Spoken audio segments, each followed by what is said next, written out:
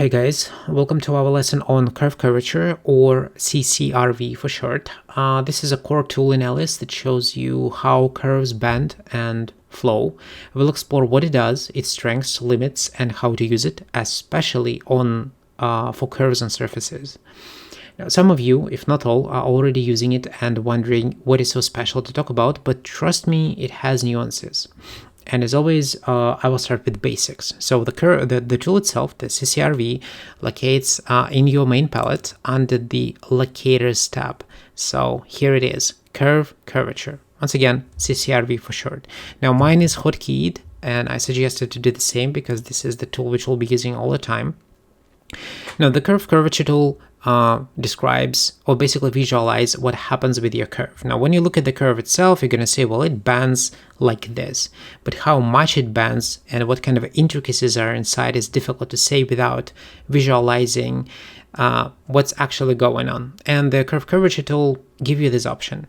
So in its default state, now I believe it is a default state, like the default value, there is three main options and a lot of additional ones which are unified to all these three, and the default state for the curve curvature, or its main default state, is this plot value separation. So we have curvature, radius, and unit normal. They work differently.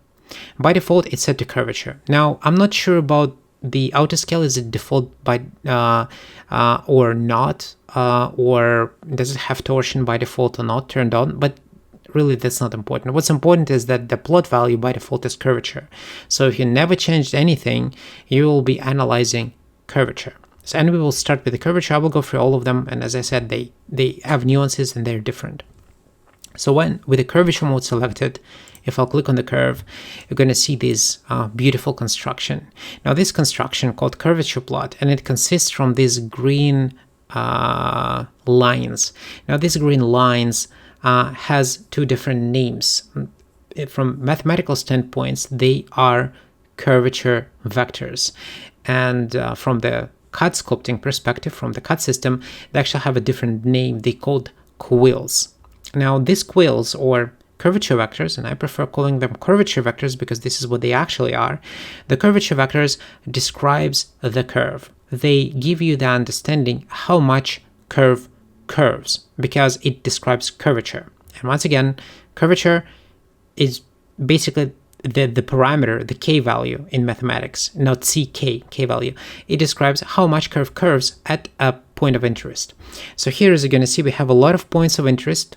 We have 194 points of interest by default. I'm not sure that this is by default, maybe it's 100. And at every given point, Alias calculates this curvature vector and visualize it for you. And the longer the vector, the bigger the curvature. The higher, the more aggressively the curve curves at this point in space. On curve, sorry. And this is extremely important. It basically describes the curve. It gives you what's going on. Like, for example, I see here that at these points, the curve decelerates. And here, there is a peak where it accelerates the most. And here we have an inflection point, and we will talk about that. And basically, here is a flatness, and then it starts accelerating the opposite direction. And this is really important, not only to create the curves, but to maintain good continuity between the curves. And I'm talking about the good tangent continuity and the curvature continuity. But before that, and to the actual usage of the curves, I would like to deep dive just a little bit into the way what these vectors actually are. Now, I made the previous video about the NURBS curves, where I explained what is polynomials, how Alias uses polynomials and other CAD systems to construct the NURBS curves, what are the NURBS curves, what are the basis functions, what are derivatives, what are vector knots, and so on and so forth. And if you're interested in technicalities and understand what, like, a little bit deeper in what's going on your screen, I will put a link in the description, so check that video as well after this one. But here, just quickly to briefly, these curve vectors, these curvature vectors, they calculated to the second derivative of the second derivative of a polynomial at a given point. And just to visualize it, I will quickly jump into the grasshopper, Grasshopper is really good to visualize this stuff. As you're going to see, I have a curve. This is the same curve from Alias imported here. And at every given point, like for example, at the point with the T parameter or U parameter, depends on are you a mathematician, technician, or you are a cut sculptor. In mathematics, it is a T parameter. In cut sculpting, it is a U parameter. So at every given point, we have these two different two vectors. They are unitized, which means that they have the same length, but this is not important. The direction is what important. So we have the vector. This is the vector from the first derivative. If I'll hover it, you're going to see here, first derivative 1. So this is the first derivative, and it shows you the tangent direction. And the second one, the second derivative, it shows you the curvature direction. So Alias takes the curvature direction here, actually the whole range of them, and calculates the k value of the curvature at a given point. Now, once again, they are all unitized. In Alias, of course, they're not. We'll talk about that as well in details, but for now, you're going to see that it's not only the direction. The direction is less important. What's more importantly, of course, is the amplitude, because the amplitude or the length of the vector is defined by the actual curvature, the actual value of a curvature. So how you use this? In general, you just create the curve and you activate the tool. Now, sometimes you can get the readings which doesn't give you any lines. For example, this is the straight curve. If I will activate the curvature tool, you will not see shit. So you will see just the points, at least if your auto scale is set to auto. And when you are in the curvature mode, I suggest you to keep it to auto. It's just easier this way. And as you can see, it doesn't have any lines. Why? This is because the straight line and calculation of the derivative, the second derivative, will just give you 0 because the curve is straight. It doesn't have any curvature. In contrary, if you curve the curve, and now we have some curvature here, and analyze it again, now we have the lines. And we not just have the lines. If I will change the character of the curve, you're going to see how it changes the curvature plot. So this curvature plot describes that, like for example here, it describes the curvature. So it starts almost flat, it slowly accelerates, so it bends more and more and more and more, and then it just extremely rapidly accelerates, and you're gonna see it here how rapidly it starts to bend. Now the distance is not that big, but the actual acceleration is significant. You know, it's really bent significantly, and if I will extend the curve, you're going to see that it's almost instantly wraps around itself. And that's because we have a really rapid acceleration. And it's difficult to understand just by looking at the curve, right? But when you use the CCRV and check it, it's become to be quite easy to understand that we have a rapid acceleration here. Now, it may be something we did intentionally, it may be an error, well, it depends on our design intent, but you're going to see it here. So when you create the curves, you use CCRV to analyze the curve. Now, for example, let me say that I have another curve and I want it to be accelerated just a little bit to the one side. Not aggressively, but just a little bit. And I can do that by, for example, using a CV manipulation tool with a really tight sensitivity, and just try to accelerate it a little bit to the right. Just a little bit, maybe very minuscule, maybe just something like this. And maybe this is the part of the bonnet of the car, or maybe something else. And for me, it's important that it accelerates, but accelerates slowly. And of course, just by looking at a curve, it's difficult to figure out, but with the CCRV, it's much easier now. Now, of course, this is not the only application of that. And I said before that one of the core functionality of the CCRV is to manage the continuity constraints. And let me visualize. So here we have two curves, the one curve and another curve. And you probably already understand that these two curves, they doesn't have a tangent connection. It's quite visible that the connection is quite abrupt, but it has positional connection. So let's actually check it with our CCRV. So once again, I'm in the curvature mode right now. This is really, really important. So in the curvature mode, I will click on both of these curves, and as you're going to see, I have now don't worry about this stuff, how I do it. I will explain it a little bit later. So I have these two curvature combs, and two sets of curvature vectors or QUILs.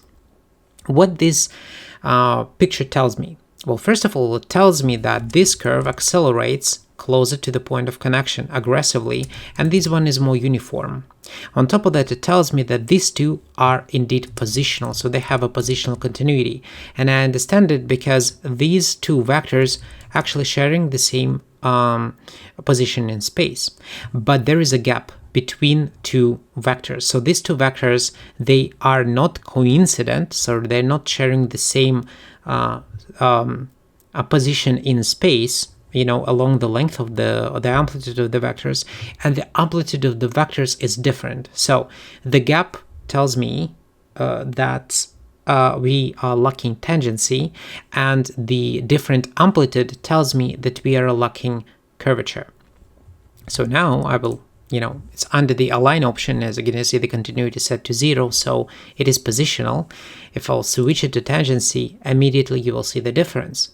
So now both of these vectors, the last one for this curve and the first one for this curve, they are actually coincident. So they are sharing the same positions in space, but they have different amplitude. So this tells me that they are positional.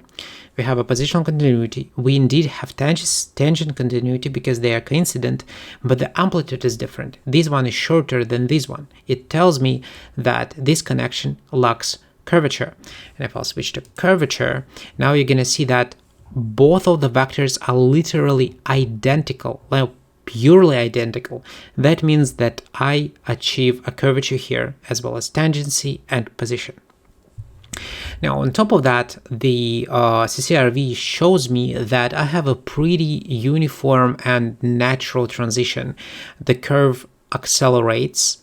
The peak of acceleration comes at the point of connection, and then it slowly decelerates. There is no additional hiccups, no concave or convex shenanigans.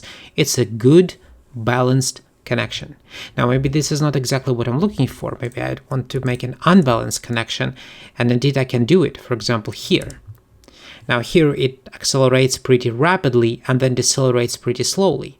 Does it mean that our connection is not curvature now?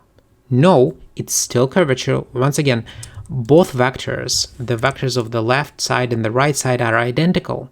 So mathematically speaking, curvature is still there. It's just pretty abrupt curvature. We don't have enough lead-in to create the same deceleration as these curve have. So it's kind of abrupt, but technically speaking, it's curvature, it's tangent, and it's positional. So and this is something you're gonna really visualize using the curvature comps, using the CCRV, because without that, it can be difficult to understand what's actually going on. Now, is it abrupt or is it not? From the look of it, it looks fine, right? But no, it's not. It's actually quite aggressive here. It's not exactly what you really want. If you really want to be very smooth, this connection is much more natural. And that's what curvature, the CCRV is for. It gives you an ability to analyze the curves as a separate curves or a collection of curves. And on top of that, it gives you an option to some extent, and this is very important to mention, to some extent, analyze surfaces, not fully, but to some extent. All right, now, when we figure out these ones, let's look at some options. Now, by default, I will still be in the curvature mode for now, and I will just quickly go through some of the parameters. Now, if I'll activate it here, now first of all, the scale. Every single time when you activate your curvature comp, you can quickly change the scale. It's a uniform multiplier, and it's just for the visualization for you, so it will be easier for you to see. So if you hold left click and drag, you will increase or decrease the scale or the multiplier for the curvature comp. So just it will be easier for you to see. Now, in your settings, we have this option called auto scale. And by default, auto scale takes into consideration the length of the curve. It's really good for curvature. It's not that good for radius. But we will talk about the radius in a bit. So if I will uncheck this, the curvature scale, I believe it is set to 1 by default. I assume so. And the samples, I don't know, maybe 100. Right? So let me just activate it again. And this is the actual scale. right? I can increase or decrease it manually if I wanted to here, or I click auto scale, hold left click and drag and do it automatically. Or I can do it like this. And as you can see, the comp scale is changes while I'm moving it. So once again, left click and drag. Now, in terms of the sampling rate, how much samples we want, how accurate we want, how much calculations we really need. And for that, the samples is something you need to tweak, right? So the lower amount of samples, the less t-values we will take, the bigger amount of the samples, the more. We can go far beyond the actual slider, and we can do it by just, manually typing the different value or holding middle mouse and dragging. So I'm clicking on my mouse wheel and just on my mouse and just dragging. As you're gonna see, I will increasing or decreasing these values. So this is something you will do all the time. So you're not really operating with the samples here. You're doing it like this and like this, just by using the mouse. And by default in curvature, auto scale, it's easier and more natural to keep it on, so you don't really just manually kind of do the default value by manually just typing here. And this is true for curvature, not for radius. Now let's look at the other options. So the next one is the display. We have 3 radio buttons, comp plus outline, outline, and comp. Now this is just the bangs and whistles to visualize. Now the comp and outline means that we'll have our quills, and we have this purple line which connects the endpoints of the vectors. The outline will show you just the line which forms by the points on the end of the vectors. Once again, it's just the preferable method of visualization, or just a comp. In most cases, you use comp and outline or the comp. This is the most natural way of visualizing what's going on. Now, the next one is torsion. Now, torsion is important in a lot of ways, but to really understand the torsion, we need to understand how the curve vectors actually constructed. I already mentioned that it calculates to the second degree of a polynomial. To some extent, it's actually tied to the way how Alias calculates the direction of the vector. But let me start just with basic one. So here we have a flat curve, right? So it is in a XY plane. So it's flat. It bends, but it's flat. And if I will activate the torsion and activate the curvature comp, you will not see any differences. So I will activate or deactivate, nothing happens. And that's because this curve doesn't have torsion. Now it bends, yes, but it doesn't have torsion. What is torsion? Now if I go to the perspective mode and I will look at this curve now let me just this is just the duplicate of it, and activate it once again, no torsion, even though the torsion is activated. But if I will take this curve, and this curve has 3 degrees, 4 control vertices, and I will push it up, now we have additional comp. Now this comp has a different color, it's orange, and this comp actually shows you the torsion of the curve. Now what is torsion? Now torsion describes, or basically shows you how much curve bends out of a plane of curvature. Now let me just visualize it maybe here. It will be a little bit easier to understand. So imagine that I have a curve. This curve is a 3-degree curve, and no matter what I do with this curve, no matter how much I squeeze it in 3D space, I will not have any torsion here. Even though that torsion is activated, nothing changes. It's because as the curvature is calculated to the second derivative, and we need 3 control vertices to do so. So this is one big chunk, and you don't have any torsion. This curve has 4 control vertices, and because of that, we can actually twist the curve and wrap it on itself, right?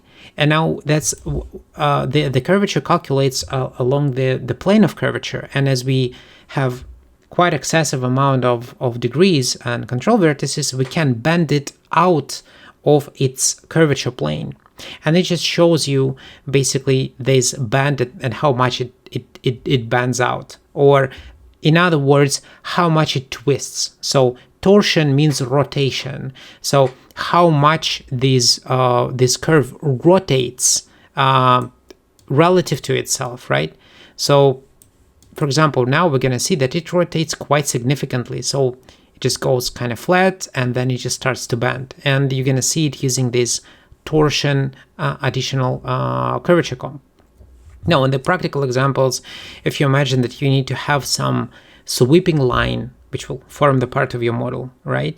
And it's pretty complex, so you have two curves and not one, and you will check your curvature comps, and you're going to see that I will remove the torsion for now, and you're going to see that these curvature comp, remember, every single curve has its own curvature plot, and the direction of the curvature, basically in what direction it goes, they're perpendicular, yes, but there is infinite amount of perpendicular directions relative to tangent vector, right, to the first derivative of a polynomial. So Alias has additional controls to align and place the vectors in a very specific direction. It's biased by the Alias algorithm, and if you're interested about that, it's really tied to the planes in Alias, how Alias calculates the planes and what are Freenet frames and how Freenet frames works, because the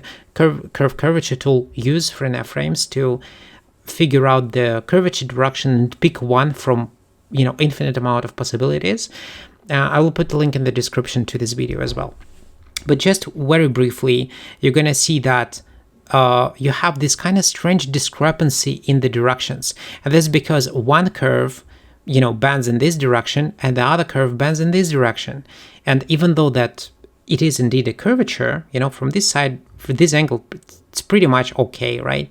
Just a little bit of a discrepancy, but it is curvature, right? From this angle, you're going to see that they indeed have the curvature in the different directions. They continuous, yes, but they're not really, let's say, working really well with each other. From some angles, it is the case. From some angles, it is not. Maybe it is your intention. Maybe it is not. Well, the torsion actually shows you how much the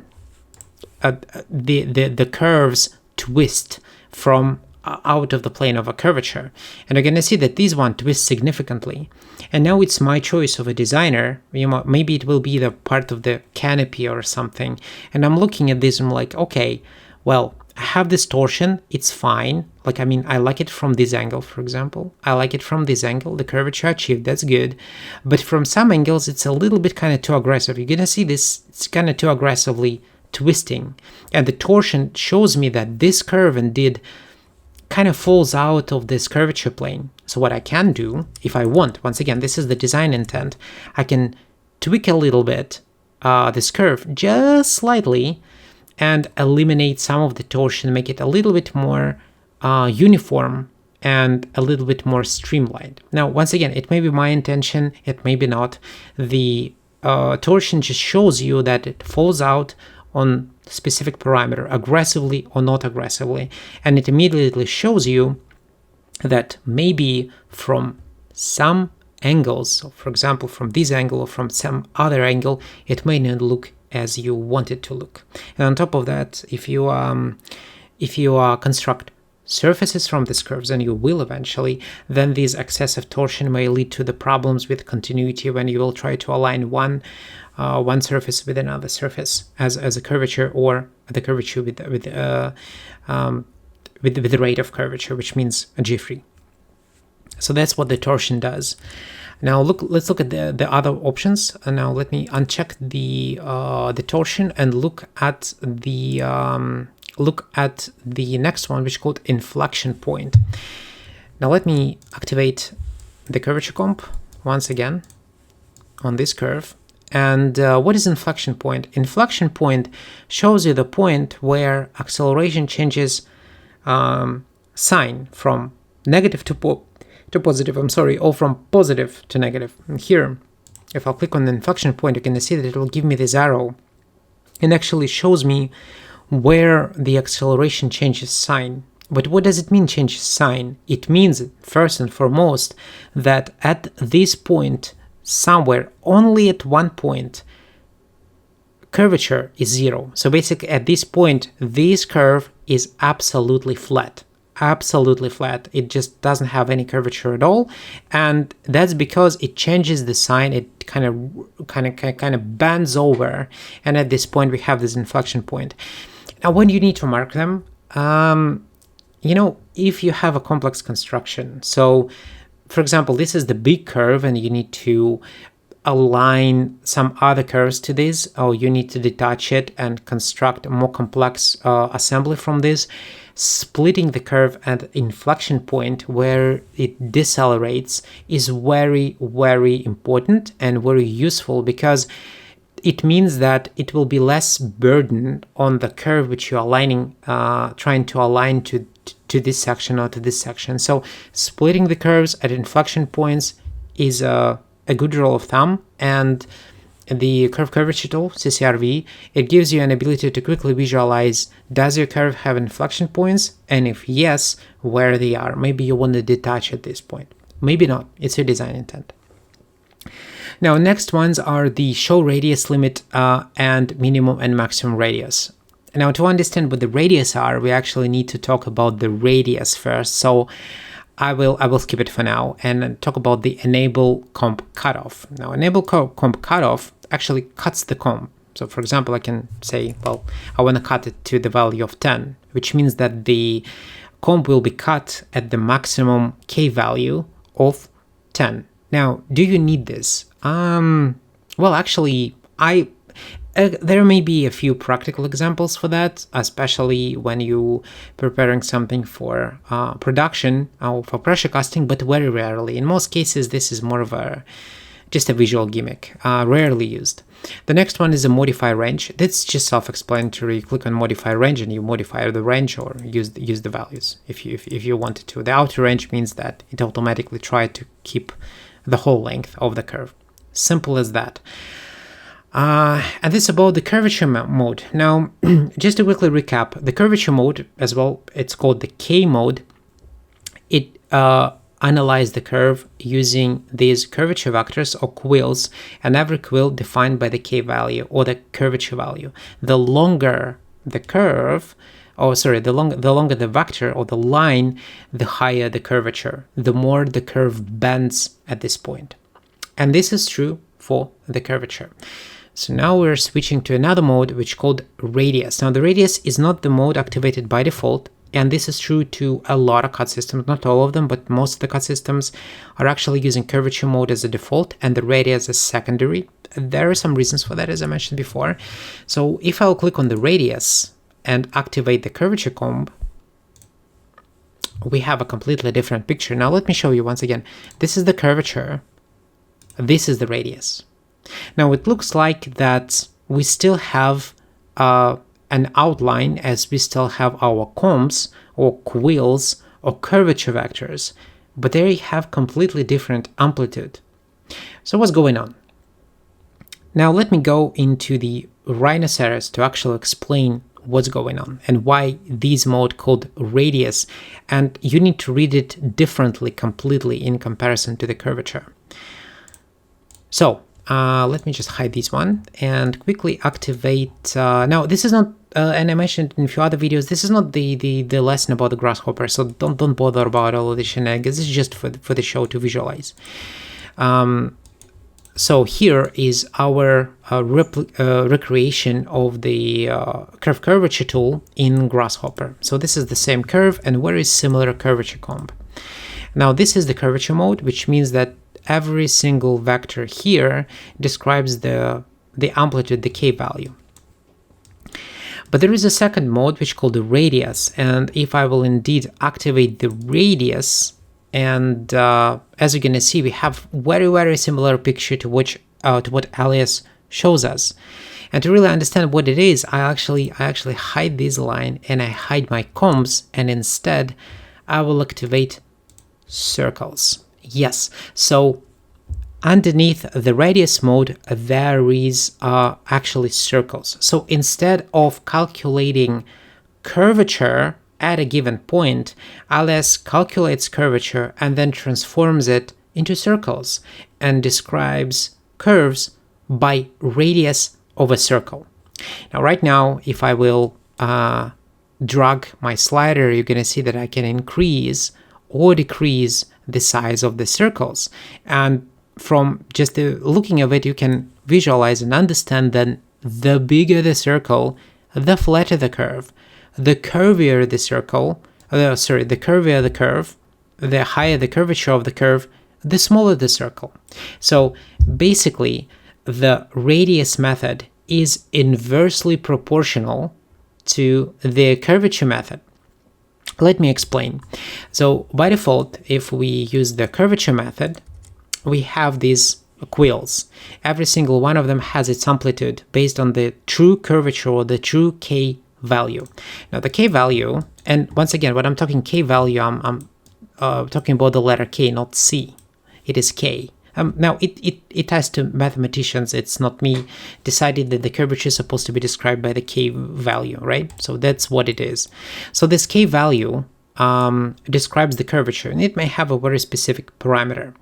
Now, the radius, it's actually inversely proportional. So the radius described by 1 divided by K, or in other ways, the K in minus 1. That means that the K itself can be described by 1 divided by R, which I believe is quite obvious. So the visualization of a curvature can be straight, strictly speaking, just as is through the actual amplitude or the numerical value of the curvature, or it can be visualized through the radius of, as it's called, let me just delete this curve, these circles, they has very specific naming. They called osculating circles, and you can describe the curvature and visualize what happens with the curve, not through the curvature value straight through, but through the radius of osculating circle. And this second method does exactly that. And there is a reasons why we have these two different methods. And just a quick note, osculating circles aren't related to oscillating waves, like a sine wave. Osculating means a circle touching the curve in geometry. So our circle touching the curve, the circle is an osculating circle, while oscillating describes wavy up and down motion, mostly periodic. So for the sine waves or the sine curves, for example. So this is two different terms, and they have no relationship within each other. So these osculating circles. Now, if you look closer here, you will realize that we still have our vectors, and this is the K vectors. But as you're going to see, their amplitude is different. The amplitude of these vector equal to the radius of the circle. So even though that we technically see the same vectors, because none of the tools actually shows you in the radius mode actual circles. They still shows you the combs or the quills, but the amplitude of the quills is not the K value. It is a inverse of the K value based on the radius of a circle, which means that its amplitude is inversed. What in the curvature mode, we go to the curvature, you're going to see where we have the higher acceleration, we have the higher the value. In the radius mode, it's inverted. The smaller the acceleration, the flatter the curve, the bigger the radius.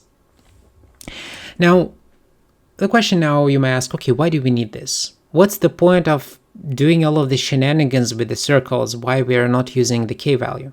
Well, the answer is we're actually using the K value, and as I mentioned before, let me go back into the alias.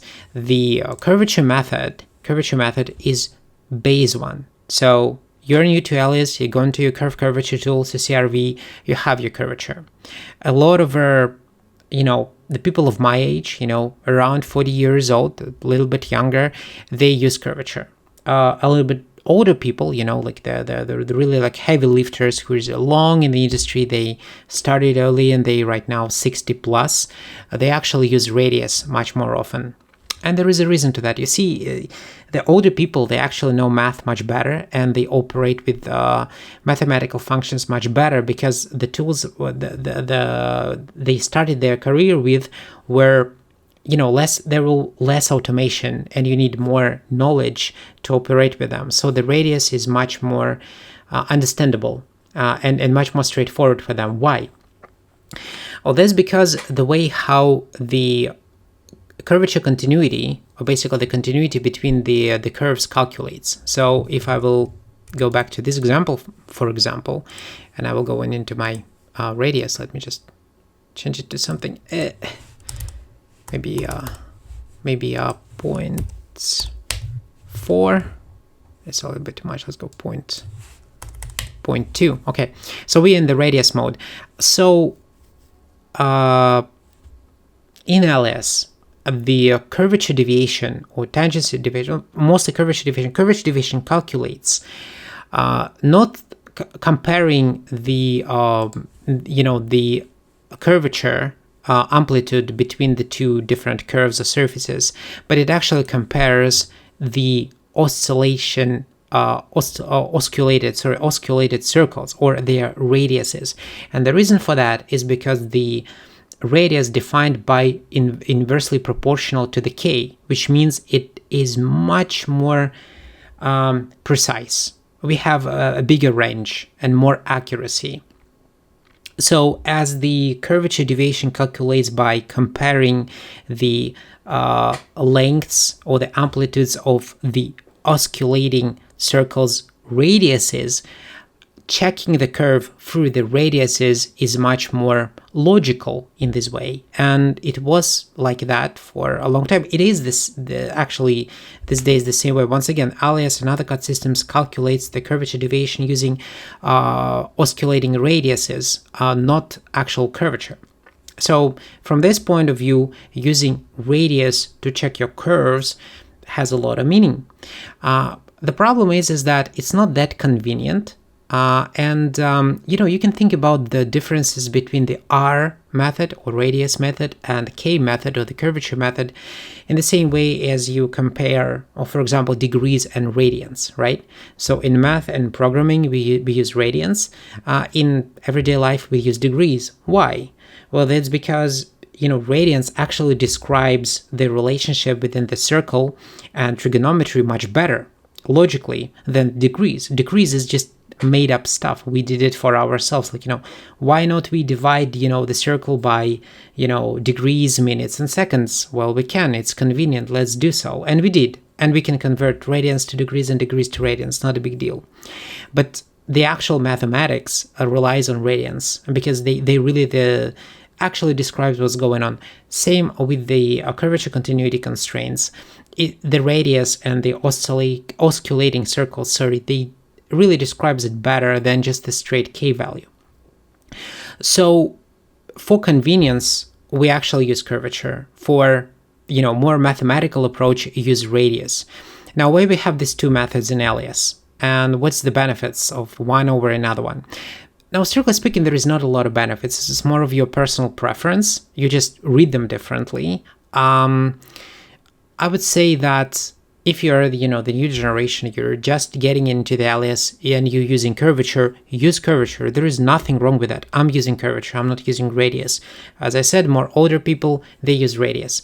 Now, the reason why I'm not using radius and other people like me not using radius is because for the radius, the outer scale in Alias doesn't really work that well. For example, if I will click on outer scale right now and I will zoom in, I'm in the radius mode, it shows me discrepancy. There is no curvature. But this is not true. There is a curvature, so I have a false reading, right? Yes, I have a false reading. And the problem with the false reading is in outer scale mode, because the outer scale mode designed to work with curvature. It takes the length of the curve into consideration. But the radius doesn't care about that. It's actually give you the false reading because of that. So to get the proper reading for the radius, you need to turn it off, which means that you need to manually every single time, and that can be a pretty low values, going back and forth to create to scale the comp manually, and then your error with the readings will go away. Now, for me, it's a problem. I don't really want to spend my time on this. Elderly people, the older guys who are actually really good at modeling, they spend more time on these things, even though that they're just very accurate and they do things very, very well.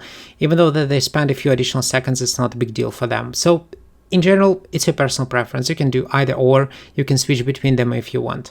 Both of the methods are legit. These days, the curvature is the main one, and most of the tools use curvature by default. The radius is still there. You can use radius, and there's nothing wrong with that.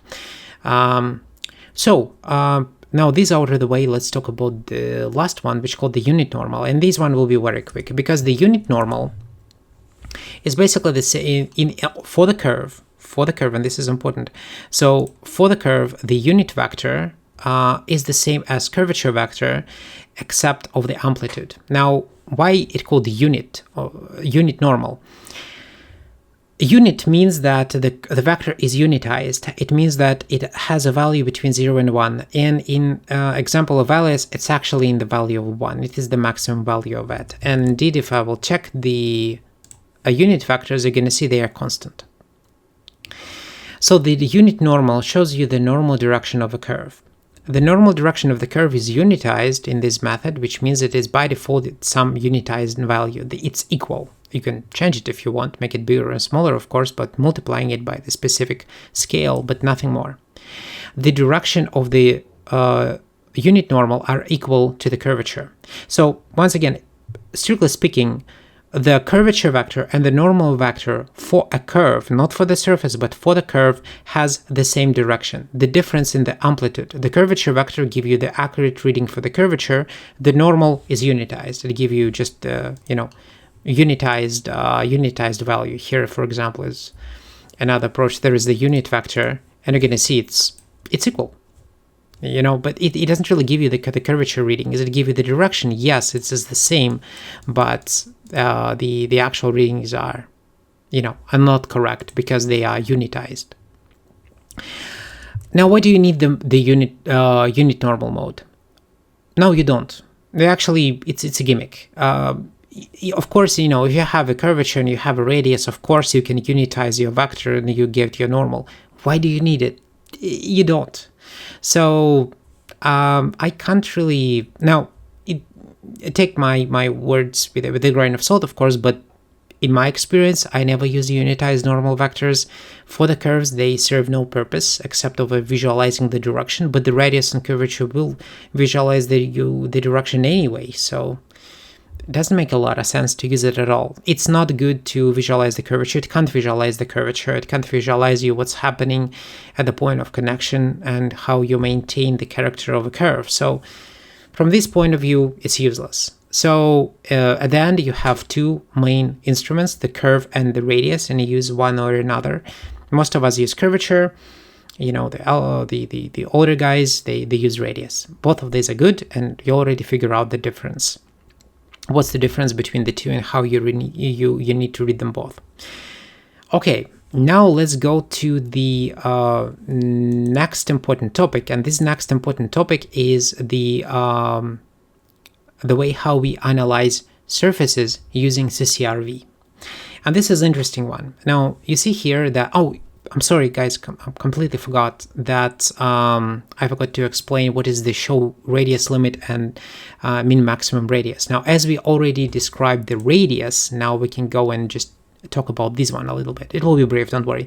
So I will activate the curvature comp here, and I will go to the radius and to the value of, I don't know, maybe, 0.1. As you can see, it just takes some time to do so. You need to tweak the comp scale. So if I will click on show radius limit, as you're gonna see, everything changes the color. Oh, that's interesting. And if I will click on min and max radius, they often works in conjunction. It gives me the very specific values, these radiuses. Now, as you already know, the radius in the radius mode, in the curvature mode, the radius refers to the radius of osculating circle. So this is the osculating circle radius of 646 or these one, I'm sorry, or these one or that one. Now, these minimum and maximum radius limits are the thresholds. For example, I can, let's say that this one will be, no, this is too low. Let's go to maybe here, like this. So what this tells us, you're going to see we have two different colors, the minimum value and the maximum value. And as I said, this is the threshold. It visualizes on the curvature comb which part of the curve fits into the limit which you defined.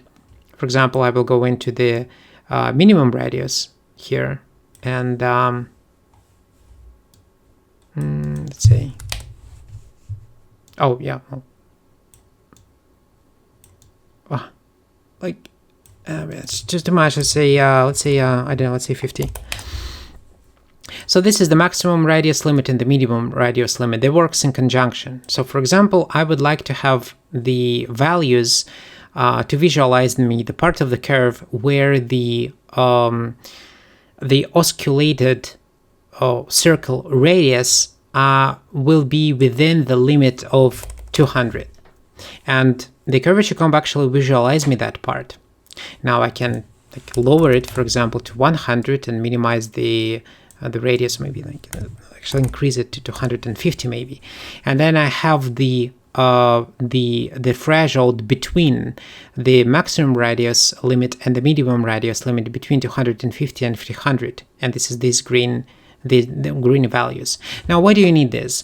Now, this is a very technical way to limit or to basically to analyze your curves, because in reality on production, especially for pressure casting, engineering department may give you a very strict constraints, and you can say, for example, that you can't bend curves or surfaces more than specific value. And this specific value is not defined by the angle.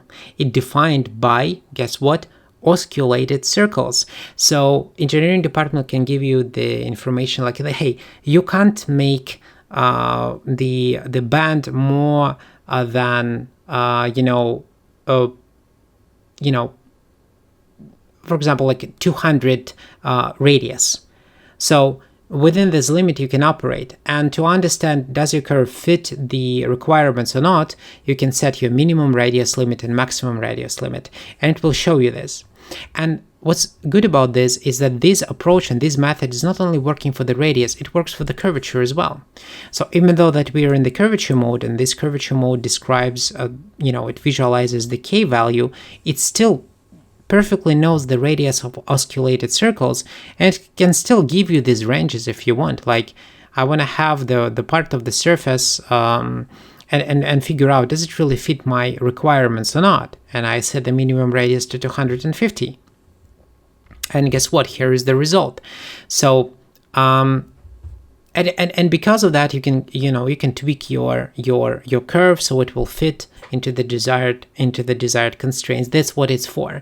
If you're working just on the concept phases, or you're doing CAD modeling casually, or for gaming industry, for example, then of course you don't care about this. But if you go for production, for industrial implementations, and you take in mind the engineering part, the CNC or your pressure casting, then these parameters often, not always, but they will often be given to you by the engineering department. They will tell you the specific constraints for the radius limit. Once again, not angles, not the actual angles. Sometimes angles, but in most cases, they will give you the radius limit, which is, that's where you plug it in and see does your curve fit requirements or not.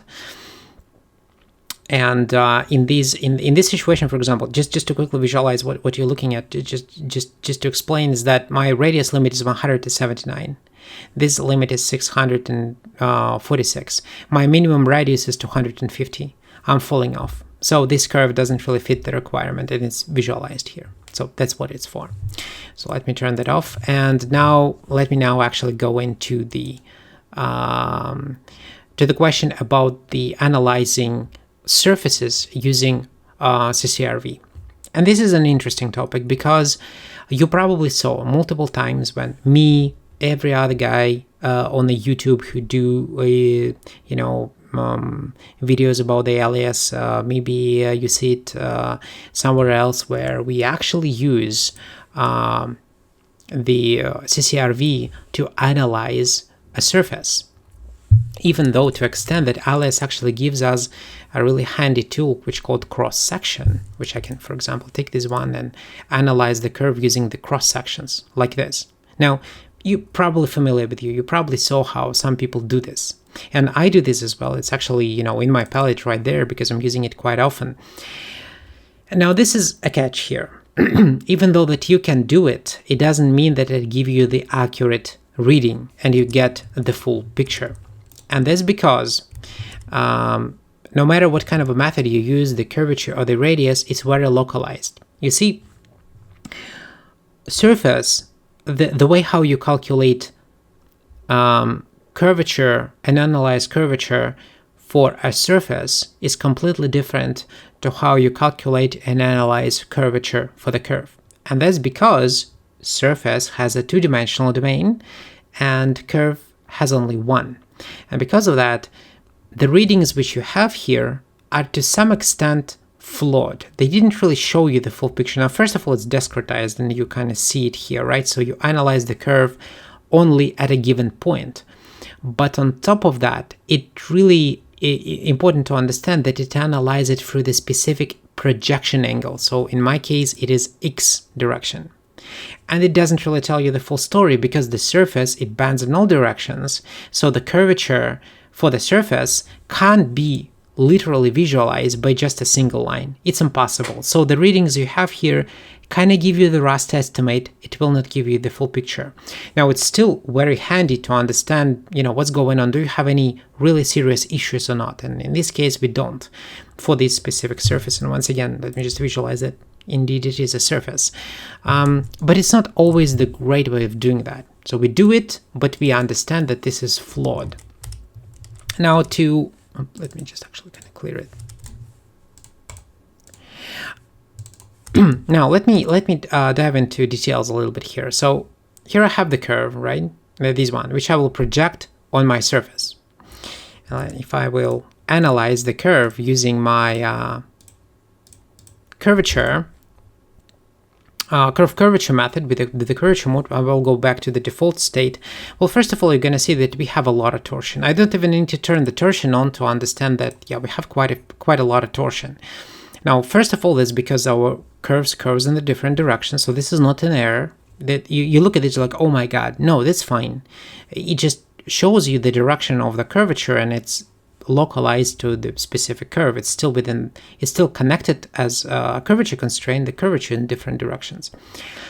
Now this is fine. Now what if I would like to project this curve on a surface and analyze my surface at this curve? And indeed, this is the example of it. Now if I will go in and I will use the same curve curvature tool to analyze the curve, and I already mentioned before that it's flawed on its base premise, on the base principle, and I will talk about that in a second as well. First of all, what you're going to see here is we have a lot of false reading and a lot of discrepancies. Like, for example, all of this kind of like butt cheeks. And the reason for that is because curve and surface has nothing to do with the surface itself. It doesn't sampling the surface right now. It is just a curve and it behaves the same way. It's just a jagged curve right now because Alias tried to hug the curve, to do it the way that the curve will hug the surface as closely as it possibly can. It brings a lot of spans, and because of that, a lot of vector nodes, and because of that, we have a false reading here. And once again, if you're interested about the vector nodes and basis functions, link in the description. So we have these readings, and you're like, okay, what are you going to do with this? Now, the curve curvature tool, CCRV, actually give you an option. If this is a curve and surface, Alias knows that it's supposed to sample the surface, and you can. So here we have the surface relative. If you click on this, you're going to see that now we have a different visualization of the reading. Now, the reading is still the same. It just its visualization is different. Now, it samples the normal direction, not the curvature direction. It samples the normal direction of the surface and realign the curvature vectors along the normal direction of the surface. So even though it kind of like much more manageable, it's not necessarily describes the curvature of the surface really well. It gives you the general sense at a point under the normal direction projection, normal direction at a given point, but it doesn't give you the full picture. Now, does it really bend that much? Probably not. Does it really bend this much? Probably not. From the normal direction at the point, yes, but once again, it's not the full story. If you need a full story, you actually need to do a different type of calculations or analyzation of a surface. And I'm referring to the color maps. Now, Alias and other CAD systems, they have additional tools in the diagnostic shadings, and they called here curvature evaluation. In some tools, they called heat maps or the color maps. Now, if I'll click on this, you're gonna see that now. Let me just, it's pretty blend reading. Let me increase this to maybe 2, maybe 1.5. Now, I will not be deep diving into the way what I'm doing. What is it, Gaussian? What's the difference between principal minimum and principal maximum right now? This is out of the scope of the lesson, but the diagnostic shadings, the heat map, actually shows you the curvature values for every given point of your surface. And the differences in readings, and I mentioned before that the calculation of the curvature for surfaces and the curves are different. As the curve curved in all directions, you need a tensor calculations. So basically you'd solve matrix, the two different values, the minimum curvature, the maximum curvature, and the different relationship. Like the Gaussian is a multiplication of them, principal minimum and principal maximum is the minimum and the minimum values, the mean is the sum, the half of a sum of them, and there is a few different nuances. And they visualized, instead of the vectors and the amplitudes, they describe by the color. And this is a much better approximation of what's actually going on with your surface. Now, I'm not deep diving into this. It will be the story for another day about the heat maps and how to read the curvature. But that gives you a much more practical sense in what's happening with your curves, how much it curves. The curvature comp gives you just the general sense with under the specific projection direction and only at a given point. So you just need to take it into consideration when you check the curves and when you see some strange behavior, like for example, you look at the like these readings and like, oh my god, my surface is completely busted. No, it's not the case. You see the readings at the given points, it doesn't give you the full picture. But if you use the cross sections, and we all use cross sections, which I already showed you before here, the cross sections for the surface, like this is totally fine. It's just a simplified and quick way to quickly visualize, does your surface has some bands of pinching, without going into the heat maps and methodically set it up with the proper scale to get the proper details and then tweak it there. So we as a CAD sculptors use this simplified approach. Remember, it really goes only for the X direction, and on the normal direction, the result can be quite different, and you're actually going to see it here, right? So you're going to see that the readings are not necessarily the same. You see, they are different because we are sampling under the different directions, but it gives you the general sense of what's going on. So long story short, I'm kind of talking about this for quite a long time. I'm sorry for that. So long story short, you can analyze surfaces with CCRV, but just be careful, because CCRV doesn't give you the full picture. It gives you only the picture by the specific direction and the specific point, nothing more. So you use it with caution. And I would say that the most prominent usage of the CCRV on the curves is to analyzing not the body of a surface, but the edge of the surface. Because when you analyze the edge of the surface, it's actually giving you a really accurate reading, because the edge is just an edge. It's basically extracted curve. And it really give a pretty good understanding of, yeah, from this edge, it actually has this character. And that's why we actually use the curvature comps to, analyze the point of connection when we connect two curves, two surfaces together, and we want to understand what's going on the edge. We are using the CCRVs. So as you're going to see, there is some nuances to this tool. And to wrap things up, let me just as a conclusion, the curve curvature is it's a go-to tool for understanding curve behavior, whether standalone or on a surface, and it shines on checking smoothness, and as you already understand, has some limits on complex surfaces due to the, let's say, they're 2D nature, because the curve is 2D-dimensional and the surface is three-dimensional. And it works best if you analyze the surfaces for edges or clear cross sections when you have a very defined direction, like for example x direction, y direction, z direction. As for osculating circles versus the key value, and a key value I mean the curvature value, think of it like radians versus degrees. Circles are precise, key values are more intuitive. So you choose what fits your style and operates with that. There is totally fine to pick one over another one. Just important to understand the difference. And yeah, that's pretty much it. That's all what you need to know about the curve curvature tool. Thank you for watching, and I will see you in the next one.